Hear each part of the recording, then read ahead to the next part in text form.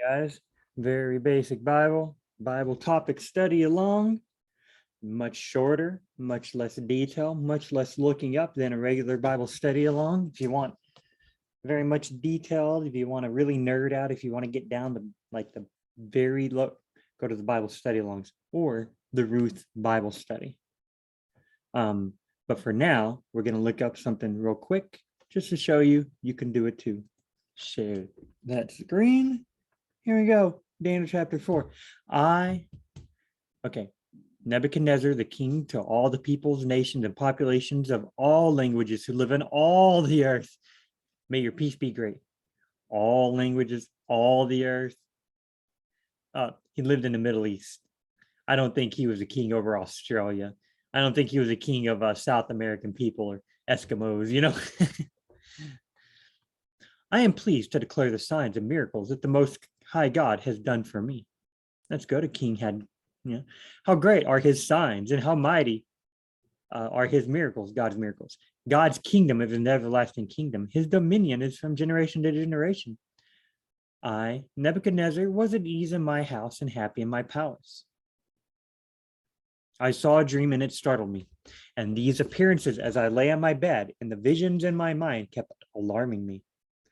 So I gave orders to bring into my presence all the wise men of Babylon so that they might make known to me the interpretation of the dream. Then the soothsayer priests, the sorcerers, the Chaldeans, and the diviners came, and I related the dream to them, but they could not make its interpretation known to me. But finally, Daniel came in before me, whose name is Belteshazzar, according to the name of my God. They would change people's names sometimes. Yeah. Daniel's in exile. So King Nebuchadnezzar's like, I took you in exile, I beat you, and so I'm going to change your name from Daniel, which means El is God and Dan is judge. So God judges, if I'm remembering correctly. Belteshazzar, Bel, I know, Bel, is a foreign god of the Babylonians. So I know that much about Belteshazzar. Yeah. All right. According to the name of my God, and in whom in Daniel is a spirit of the holy God. And I related the dream to him, saying, Belteshazzar, chief of the soothsayer priests. Now remember, Belteshazzar / Daniel is a Hebrew, but chief of the soothsayer priests, since I know that a spirit of the holy God is in you, and no secret baffles you. See, Nebuchadnezzar, he doesn't have the theology down.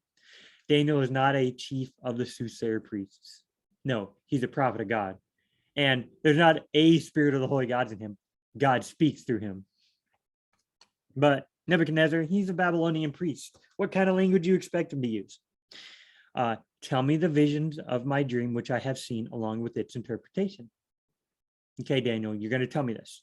Now, these were the visions in my mind as I lay in my bed.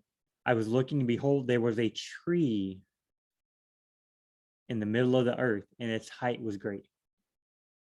The tree grew large and became strong, and its height reached to the sky, and the tree was visible to the end of the whole earth. It's a giant tree. Its foliage was beautiful, and its fruit abundant, and it was food for all. The animals of the field found shade under it, and the birds of the sky lived in its branches, and all living creatures fed from it. I was looking in the visions in my mind as I lay in my bed, and behold, an angelic watcher, a holy one, descended from heaven. He shouted out, or that might be a good thing. I say, he shouted out and spoke as follows: chop down the tree.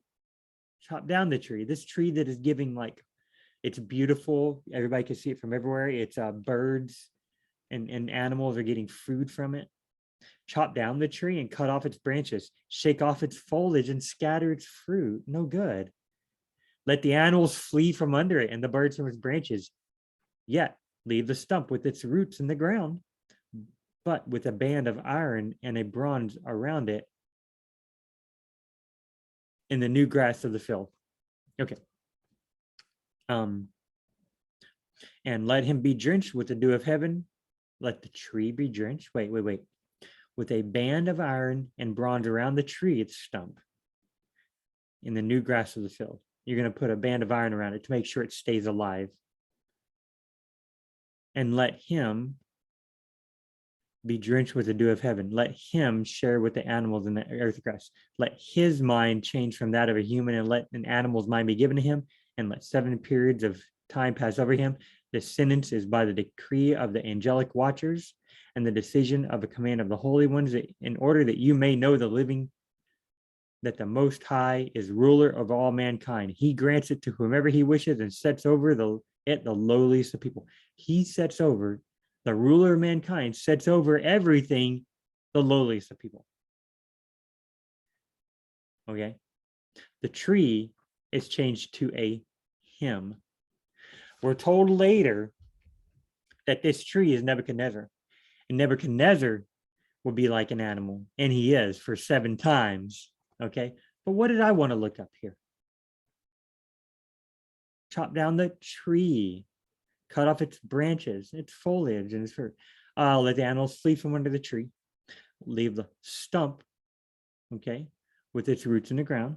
Okay, the tree grew large; it became strong. Let's look up trees real quick. Just, I mean, why not? You know, were trees common? Was this a normal everyday thing, or was this like a weird thing? Hey, I don't know why I'm seeing a tree, you know? I mean, some dreams they might have been. I don't know. Then God said to the earth, then God said, let the earth sprout vegetation, plants yielding seed, and fruit trees on the earth bearing fruit according to their kind with seed in them, and it was so. Okay, so the earth produced vegetation. 111, 112. God said it and it happened. Okay, pretty cool. The woman said to the serpent, from the fruit of the trees of the garden we may eat. Oh, wait. Tree. Let's see. Out of the ground, the Lord God will cause to grow every tree that is pleasing to the sight and good for food, just like Nebuchadnezzar's tree in his dream. It was good for food, it's pleasing, right? The tree of life was also in the garden, and the tree of the knowledge of good and evil. The tree of life was also in the garden, and the tree of the knowledge of good and evil. So these are special trees. So there's trees to eat, tree for life, and the tree of the knowledge of good and evil. The Lord God commanded man, 2:16, 2:17. Okay. From any tree of the garden you may freely eat. Good, good. But from the tree of knowledge of good and evil you shall not eat. From the days you eat from it, you will certainly die. Yeah. So there's an important thing about trees right away. They give you food, and don't be eating from that tree of knowledge. Don't do it. You're going to die. Okay. The serpent, right, tricks him. Has God really said you shall not eat from any tree of the garden? From the tree of the fruits we may eat, but from the tree which is in the middle of the garden, God said you shall not eat from it or touch it or you will die. No one saw that the tree was good for food, this tree they're not supposed to eat, and that it was delight to the eyes. So, hey, even a tree that's good for food and delight to the eyes can be off limits. This is supposed to be off limits, but the serpent has told her to get it. Anyway, so we can see the very beginning of the Bible, story about a tree. All right. Look how many passages over trees. Jeez Louise. Oh my goodness. Trees everywhere. Trees this, trees that. In other words, trees in the Bible. If we're reading something about New York City, let's say New York City here in America and the USA, if anybody's watching in a foreign country, tons of buildings. If I typed into the Bible, which was set in New York City, if I typed into the New York City Life and Times Bible, you know, buildings, I would get this many examples.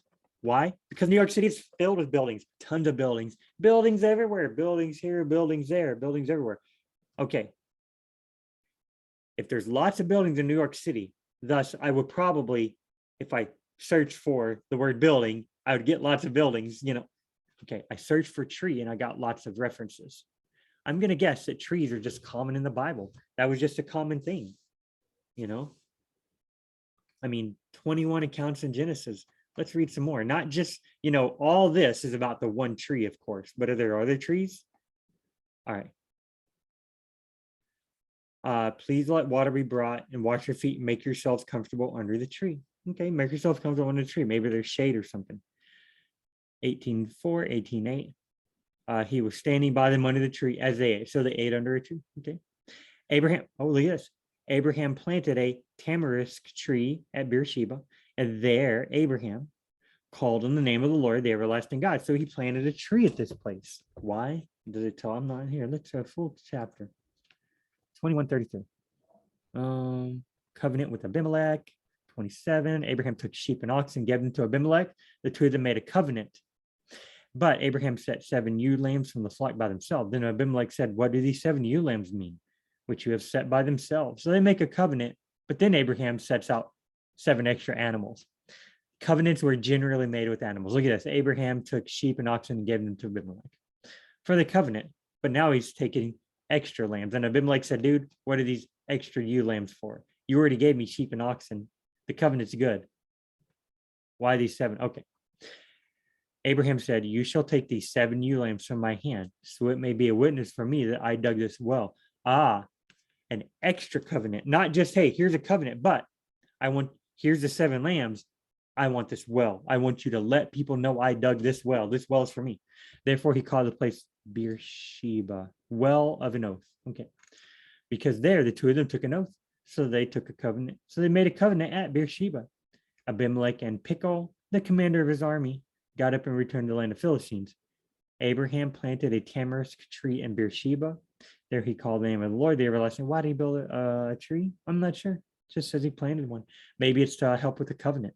Maybe it's to remind everybody, hey, this is my covenant. This is Abraham's tree, This. The field and the cave which was in it, and all the trees which were in the field. So Ephron's field, which was in, so lots of trees there. Oh, we're deeded over. Deed. So I got a title deed to some land. I give it to you. You own everything, including the trees, the cave, the field, even the trees. Yeah, I don't get to come back later. Hey, that title deed? Here, I need apple for my trees. No, the title deed was for the land, not the trees. Jacob took fresh rods, plain trees, so lots of tree stuff. Hail struck everything that was in the field through the land of Egypt, from the people to the animals. This is one of the 7 plagues, right? 10 plagues, one of the 10 plagues. The hail struck every plant of the field and shattered every tree of the field. If trees are super important and you shatter them, they're good for food. You can rest under them. Trees seem to be important things. They're gone. Locusts or gnats, I bet this is gnats, will cover the surface of the land so no one will be able to see the land. They will also eat the rest of its locusts. They will eat every tree of yours. No good. Trees are good for food, I guess. They grow fruit and stuff. Man, for they covered the surface of the whole land. So the land was darkened. They ate every plant of the land and all the fruit of the trees that the hail had left. God is sending plagues on Pharaoh. He wants to leave a message. Now remember, why am I going over this so quickly? In a Bible study along where I do a whole hour or more, you would get lots of detail. In the book of Ruth, you get lots of detail. But right now, we're just looking at the very basic. Okay, the very basic. We're surface level. We're kind of skimming. Very basic Bible says no skimming. But the point of this isn't to skim the information. It isn't to give you the information. It's to show you how easy it is to look up stuff about a subject. Let's look, Numbers 2. Numbers, okay. How's the land? Is it productive or unproductive? Are there trees in it or not? Show yourselves courageous and get some of the fruit of the land. Moses was telling them, full chapter. Let's look at this real quick. Send out men for yourself to spy out the land of Canaan. Okay, which I'm going to give the son of Israel. The Lord spoke to Moses. Send out men to spy. Control F. Tree down here. When Moses sent them to spy out the land of Canaan, that just happened to be there. I didn't know it was going to be there. He said to them, get up and go there into the Negev, go up into the hill country. So go look around in all the place. See what the land is like, and whether the people who live in it are strong or if they're weak, whether they're few or they're many. How is the land in which they live? Is it good or bad? And how are the cities which they live? Are the people in open camps or in fortifications? How is the land? Is it productive or unproductive? Are there trees in it or not? Show yourselves courageous and get some fruit of the land. Now the time was the season for the first ripe grapes. Okay. So tell us stuff about it. Tell us if there are trees or not. That tells us a lot about the land. Does it tell me a lot about the land? I don't know. I got a Christmas tree. There's trees outside. That didn't tell me anything. But to them in the Bible, trees were important. Hey, I want to know if there are trees in this land or not, right? Yeah. The spies reports. 1 of 1. Okay. It's only one. Okay, let's go back. 2 Samuel. Let's see what trees there. Then Hiram, king of Tyre, sent messengers to David with cedar trees. With trees, yeah. Hiram sent messengers to David, and the messenger had cedar trees. They had carpenters and stonemasons, and they built a house for David. Okay, you build a house out of trees and stonemasons and cedar trees from Tyre. Yeah, you hear about the cedars of Lebanon, maybe. So let's look up. Watch this, New Testament. Mark. Okay, I'm sorry. Matthew. The axe is already laid at the root of the trees. Remember, Nebuchadnezzar was in his dream, the tree became large and then it was chopped down. Look at this. John the Baptist in Matthew 3:10 is telling them, because yes, that's John the Baptist in Matthew 3:10. The axe is already laid at the root of the trees. Therefore, every tree that does not bear good fruit is being cut down, just like in Nebuchadnezzar's dream. A good tree cannot bear bad fruit, and a bad tree cannot bear good fruit. Okay? It might be cut down. Every tree does not bear good fruit. It's cut down and thrown into the fire. But Nebuchadnezzar's dream, the tree grew large, became foliage for the animals. I was looking as I lay under it, an angelic watcher. The watcher shouted out, chop down the tree, cut off its branches, shake off its foliage, yet leave the stump with its roots in the ground, with a band of iron and bronze around it. Look at this. And let 7 periods of time pass over him, in order that the living may know that the Most High God is a ruler over all. This is a dream. Okay. Nebuchadnezzar was going to be chopped down. He probably wasn't bearing good fruit, right? Going to be chopped down, wasn't bearing no good fruit. But they're going to, instead of burning him up, like Jesus said here, bear good fruit or else thrown into the fire. Here, with a band of iron and bronze around it. Okay. Let him share with the wild animals in the grass. Let his mind be changed from that to human animals. Let 7 periods of time pass over him. In other words, it doesn't sound like he's going away. Okay. When Jesus shows up, no good fruit, you're thrown in the fire. John the Baptist says, the fruit's laid at the axe of the tree. You're going to be thrown into the fire. Back here, Nebuchadnezzar, not going to be. Right? Now, who knows? Maybe some trees in this day and age would get a band put around them. Like maybe they wouldn't get thrown into the fire. Maybe this isn't talking about every single tree. And maybe if Nebuchadnezzar, if he still messes up, God's going, hey, dude, I'm going to keep you intact. Don't worry. What if after that, Nebuchadnezzar was like, thank you, God, but I'm going to do my own thing. God could destroy him if he wanted. I mean, he is God, you know. That's just, I mean, this seems common. Where's it at? Last one, 1332. This is read full chapter.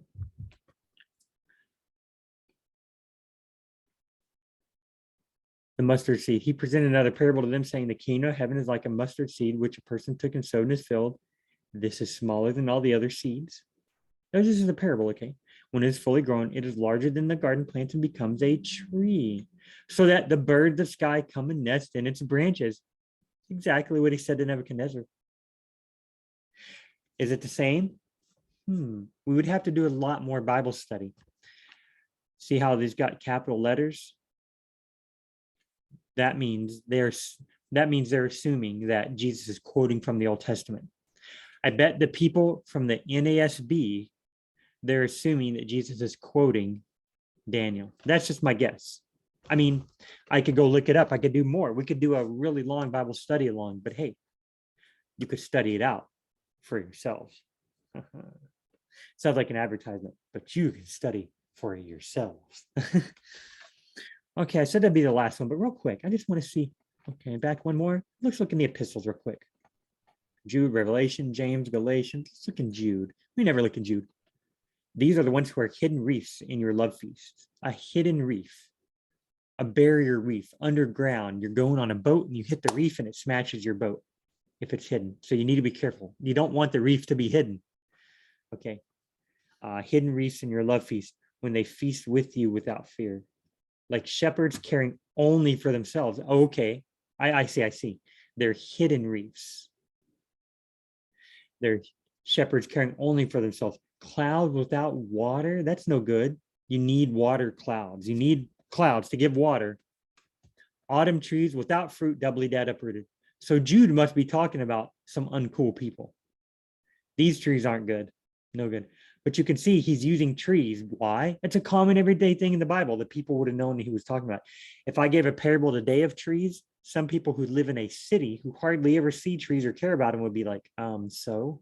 But if somebody who lives in a city, I give them a parable of a building and they see buildings all around them and they see buildings being built everywhere, that would probably resonate with them better if I used a building analogy with people who lived amongst a lot of buildings.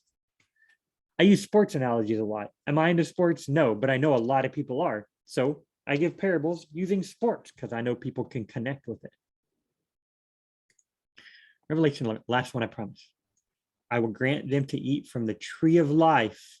Remember, the tree of life and the tree of knowledge of good and evil. The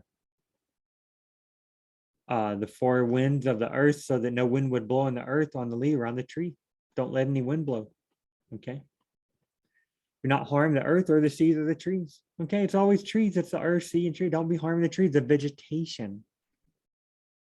A third of the trees were burned up. It's just trees. But look at this. The river and the tree of life. And he showed me a river. So this is after all the bad stuff. The trees have been burned up. The trees are doing bad things. Now the Lord comes back and renewing the earth. The angel showed John a river of the water of life, clear as crystal, coming from the throne of God and of the Lamb. So John, in the vision, is being shown this by the angel. This is what's going to be like in heaven. Going to be water of life flowing from the throne of God, clear as crystal. And what's in the 22:21? In the middle of its street. Okay. He showed me a river of the water of life, clear as crystal, coming from the throne of God and the Lamb in the middle of its street. And on either side of this river was the tree of life, bearing 12 kinds of fruit, yielding in fruit every month. And the leaves of the tree were for the healing of the nations. Look at this. Blessed are those who wash their robes, so they will have a right to the tree of life. Pretty cool. The Bible starts with the tree of life. It ends with the tree of life. Uses trees all in the middle. You might be like, BJ, who cares? I think that's fascinating. It helps tie the Bible together. How to tie it together?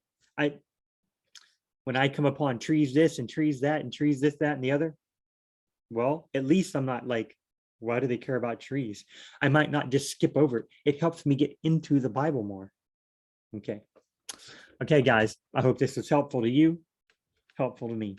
But if you want longer, you want more stuff, my Matthew quick Bible study along, you will scroll down just below the video and just above the comments. There are links to super duper uber smart people who have studied the Bible a long time and know what they're talking about, unlike me. And they do verse by verse and get very in depth. So you're like, I want to know about Hiram, king of Tyre, giving cedars to David. I want to know about this tree of life stuff. I want to know about that vision from Daniel or whatever, Go to my Matthew playlist and look up all those links And you can look up by books of the Bible, the study topics and such. You can look up and they go over those topics. You can look up that chapter in Daniel. You can look up those chapters about the tree of life, and they will tell you a lot of stuff about it. All right. See y'all guys in the next Very Basic Bible video.